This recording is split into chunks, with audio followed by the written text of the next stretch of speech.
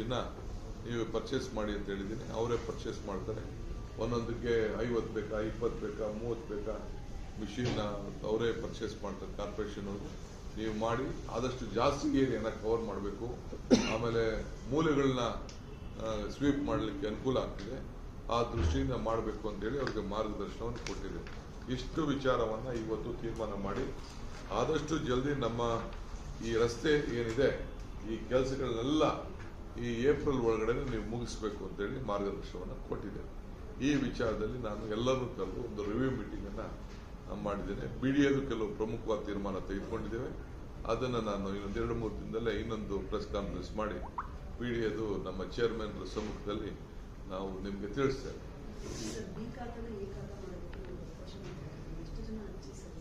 ಕೊಟ್ಟಿದ್ದಾರೆ, ಸುಮಾರು ಜನ ಎಲ್ಲ ಕೊಟ್ಟಿದ್ದಾರೆ. ನಾವು ಅದಕ್ಕೆ 7,000 ಬಂದಿದೆ. ಈಗ ನಾವು ಅದು ಸ್ವಲ್ಪ ಲೇಟ್ ಯಾಕೆ ಆಗ್ತಾ ಇದೆ ಅಂತಂದ್ರೆ ಪ್ರತಿಯೊಬ್ಬರು ಕೂಡ ಸ್ಪಾಟ್ ಇನ್ಸ್ಪೆಕ್ಷನ್ ಮಾಡಬೇಕು. ಅವರೆಲ್ಲೋ ಕೊಟ್ಬಿಟ್ಟಿರ್ತಾರೆ, ಯಾವುದೋ ದಾಖಲೆ ಕೊಟ್ಬಿಟ್ಟಿರ್ತಾರೆ. ಅದನ್ನು ಫಸ್ಟು ಇದನ್ನು ನಾವು ರೋಡ್ಗಳು, ಆ ರೋಡ್ ಮುಂದೆ ಗೌರ್ಮೆಂಟ್ ರೋಡ್ ಇದೆಯಾ, ಪ್ರೈವೇಟ್ ರೋಡ್ ಇದೆಯಾ, ಆಮೇಲೆ ಅದಕ್ಕೆ GPS ಸೆಟ್ ಮಾಡಬೇಕು. ಇಂಥ ಜಾಗದಲ್ಲಿ ಇಂಥ ದಾಖಲೆ ಇದೆ ಅಂತ ಕರೆಕ್ಟ್ ದಾಖಲೆ ಕೊಡಬೇಕು. ಅದಕ್ಕೆ ನಾವು ಆ ತೀರ್ಮಾನ ಮಾಡಿದ್ದೇವೆ.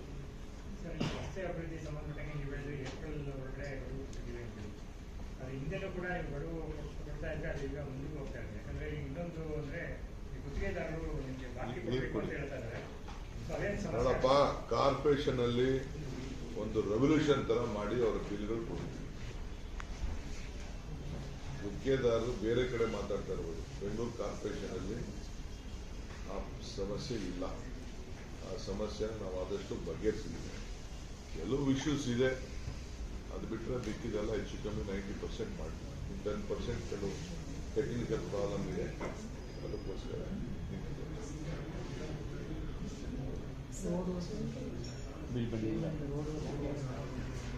ಬೆಂಗಳೂರು ರೋಡ್ ವರ್ಕ್ಸ್ ಅಲ್ಲಿ ಯಾರ್ದು ಪೆಂಡಿಂಗ್ ಇದೆ.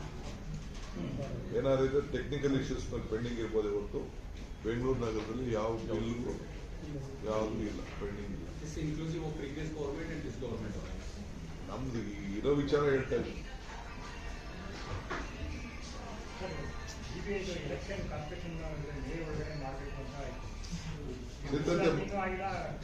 ಸಿದ್ಧತೆ ಮಾಡ್ಕೊಳ್ತಾ ಇದ್ದಾರೆ. ಎಲೆಕ್ಷನ್ ಕಮಿಷನ್ ಬಿಟ್ಟಿದ್ದೀವಿ, ಅವರು ಅಫಿಡವಿಟ್ ಫೈಲ್ ಮಾಡಿದ್ದಾರೆ. ಅದೆಲ್ಲ ಕಂಪ್ಲೀಟ್ ಪ್ರೊಸೀಜರ್ ಆಗ್ತಾ ಇದೆ.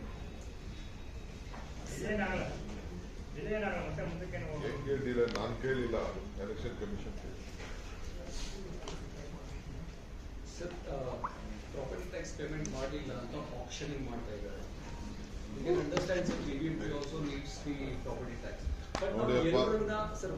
ಎಲ್ಲರನ್ನ ಒಂದೇ ಚಕ್ರೆಯಲ್ಲಿ ಹಾಕೊಂಡು ಬ್ಯಾಲೆನ್ಸ್ ಮಾಡಿದ್ರೆ few people may have financial problem also to pay the property tax.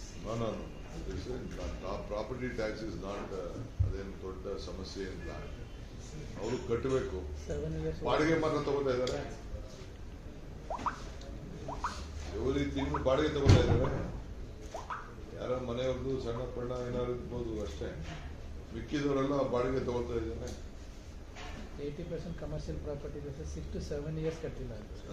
Commercial property ನಾನು ಹೆಸರು ಹೇಳ್ಬಾರ್ದು, ಕೆಲವು XML ಹೇಳಿದಾಗಿದೆ. ಪ್ರಾಪರ್ಟಿಗಳು ಟ್ಯಾಕ್ಸ್ ಕಟ್ಟಬೇಡ ಅಂತಂದ್ರೆ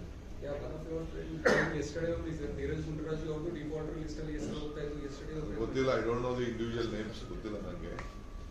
ಪ್ರಾಪರ್ಟಿ ಟ್ಯಾಕ್ಸ್ ಕಟ್ಟಲಿಲ್ಲ ಅಂದ್ರೆ ಹೆಂಗ್ ನಡೆಸ್ಬೇಕು ನಾವು ಪ್ರಾಪರ್ಟಿ ಟ್ಯಾಕ್ಸ್ ನ? ಬಾಡಿಗೆಗಳು ತಗೊಳ್ತಾ ಇದ್ದಾರೆ, ಕಮರ್ಷಿಯಲ್ ಇಟ್ಕೊಂಡಿದ್ದಾರೆ, ಬಾಡಿಗೆ ತಗೋತಾ ಇದ್ದಾರೆ. ಕೊಡ್ತೀವಿ ಮಾಡಿ, ಅದಕ್ಕೆ ಕೊಟ್ಟಿದ್ವಲ್ಲ one time settlement. One time settlement ಅದೆಲ್ಲ ನಾನು ಆಗಲ್ಲ, ಮಾಡಕ್ಕಾಗಲ್ಲ. ಫಸ್ಟ್ ಟ್ಯಾಕ್ಸ್ ಕಟ್ಟಿದ್ರು. ಇವತ್ತು ಸುಮಾರು 70 ಸ್ವತ್ತುಗಳಿಗೆ ಸಂಬಂಧಪಟ್ಟಂಗೆ ಹರಾಜಾಗಿದೆ. ಕೇವಲ ಒಂದೇ ಒಂದು ಮಾತ್ರ ಬಿಟ್ಟಾಗಿದೆ. ನೋಡಿ, ಯಾರು ಹೇಳಿದ್ದು ಜಾಸ್ತಿ ಆಗಿದೆ? ಆಲ್ರೆಡಿ 5 ಆಗಿದೆ. 5 ಲಕ್ಷ ಡಿಡಿ ತಗೊಂಡು ಬಂದು ಕೊಟ್ಟಿದ್ದಾರೆ. ನಾವೀಗ ಹೇಗೆ ಮಾಡ್ತಿರೋದು? 5 lakhs ನೋಡೋಣ. ಇನ್ನ ಸರ್ಕಾರ ಲೆವೆಲ್ ಬರ್ತದೆ, ಅವೆಲ್ಲ ಅಪ್ರೂವಲ್ಗೆ ಫೈಲ್ ಸರ್ಕಾರ ಲೆವೆಲ್ ಬರ್ತದೆ. ನೋಡೋಣ. ಅವಾಗೆಲ್ಲ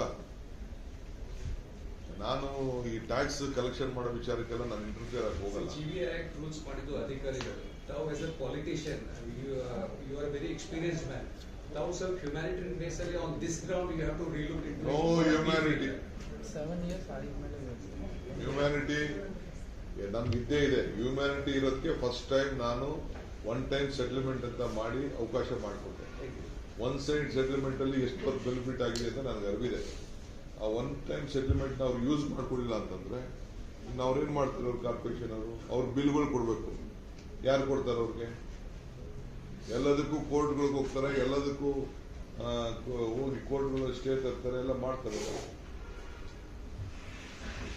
ಕಾರ್ಪೊರೇಷನ್ ನಲ್ಲಿ ಪ್ಲಾನ್ ಸ್ಯಾಂಕ್ಷನ್ ತಗೊಂಡವರೆಲ್ಲ 25% ಕಟ್ಟಿಬಿಟ್ಟು 75% ಸ್ಟೇ ತಗೊಂಡು ವಜಾ ಮಾಡಕ್ಕೆ ಯಾವ್ದಾದ್ರು ಕಾನೂನು ಹುಡುಕ್ತಾ ಇದ್ದಾರೆ. ಅವನ್ನೆಲ್ಲ ಬಿಟ್ಕೊಂಡು ಕೂತ್ಕೋತೀರಾ? ಒಬ್ರಿಗೂ ಪ್ಲಾನ್ ಕೊಡ್ಬೇಡಿ ಅಂತವ್ರಿಗೆ ಅಂತ ಹೇಳಿದ್ದೀನಿ. ಯಾವ ರಾಜ್ಯದಲ್ಲಿ ಬೇರೆ ರಾಜ್ಯದಲ್ಲೆಲ್ಲ ಡಬಲ್ ಇದೆ, ನಮ್ಮಲ್ಲೇ ಕಡಿಮೆ. ಅಂಥದ್ರಲ್ಲಿ ಕೆಲವು ಡೆವಲಪರ್ಸ್ ಎಲ್ಲ they are misusing their office. Sir ಮಂತ್ರಿ ತುಂಬಾ ಜಾಸ್ತಿ ಇದೆ ಅದು ಅಮೌಂಟ್ ಅಲ್ಲಿ. ಮೇಲೆ ಫಸ್ಟ್ ಸರ್ ಡಿಸೆಂಬರ್ ನೋಡಿ, under the scheme interest penalty were waived for those who cleared their principal tax. 2.6 lakh property owners ಇದಕ್ಕೆ ಬೆನಿಫಿಟ್ ಆಗಿದೆ, ತಗೊಂಡಿದ್ದಾರೆ. ಈ ಸ್ಕೀಮ್ ಜನರೇಟೆಡ್ 1200 ಕೋಟಿ ರೂಪಾಯಿ ಬಂತು, ಹಳೆದೆಲ್ಲ ಬಂತು. ಇದು ಒಂದು ಹಿಸ್ಟಾರಿಕ್ ಡಿಸಿಷನ್. ಸೊ ಮುಂದಕ್ಕೆ ಅವರು ಮಾಡ್ಕೋಬೇಕು. All the decisions taken by you are really historic. So what is the suggestion I am trying to give is, ಇನ್ನೊಂದು ಚಾನ್ಸ್ ಕೊಡಿ sir. You are going for the election year this. ಅವ್ರು ಯಾರನ್ನು ಎಲ್ಲ ಮಾತು officials ನಂಬ್ಕೊಂಡು ಹೋದ್ರು ಸ್ವಲ್ಪ politically ಎಲೆಕ್ಷನ್ಗೆ ಇದಕ್ಕೂ ಏನು ತಮ್ಮನಿಲ್ಲ. ಅವರೆಲ್ಲ ದೊಡ್ಡ ದೊಡ್ಡ ಅನುಕೂಲ. ಯಾರು ಬಡವ್ರದ್ದು ಯಾರು ಇಲ್ಲ ಬಿಲ್ಡಿಂಗ್, ಬಡವ್ರದ್ದು ಯಾರು ಬಿಲ್ಡಿಂಗ್ ಇಲ್ಲ. 30-40 ಸೈಟ್ ಅವ್ರದ್ದು ಯಾವ್ದು ಇಲ್ಲ. ಅವ್ರಿಗೆ ತಾವು ಬಜೆಟ್ ಅಲ್ಲಿ actually you should give them exemptions also for political point of view. Sir ಮಂತ್ರಿ ಮಾಲು 35 ಕೋಟಿಗೆ ಹೆಚ್ಚು ಅಮೌಂಟ್ ಅದು ಉಳಿಸ್ಕೊಂಡಿದೆ.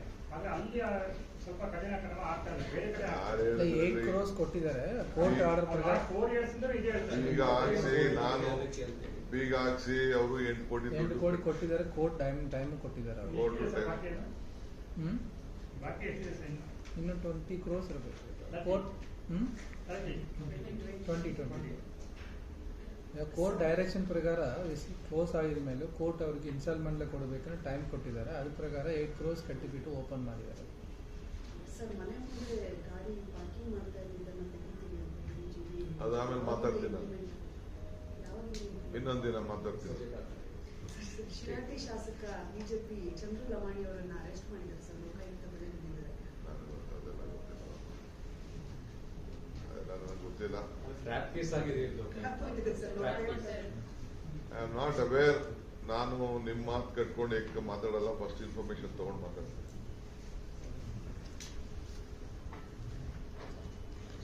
So this A very major decisions have taken.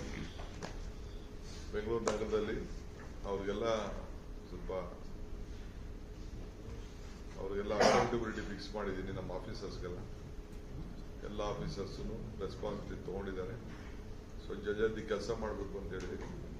ಯಾರು ಬರಲಿ ಪೂಜೆ ಮಾಡಬೇಕು, MLA ಬರಬೇಕು, ಮಂತ್ರಿ ಬರಬೇಕು ಅಂತ ಯಾರು ಕಾಯಬಾರ್ದು. ನಿಂಪಾಡು ನೀವು ಕೆಲಸ ಮಾಡಬೇಕು, ಆಮೇಲೆ ಕರ್ಕೊಂಡೋಗಿ ಪೂಜೆ ಮಾಡಿಸ್ಬೇಕು ಅಂತ ಹೇಳಿ. Don't wait for any inauguration.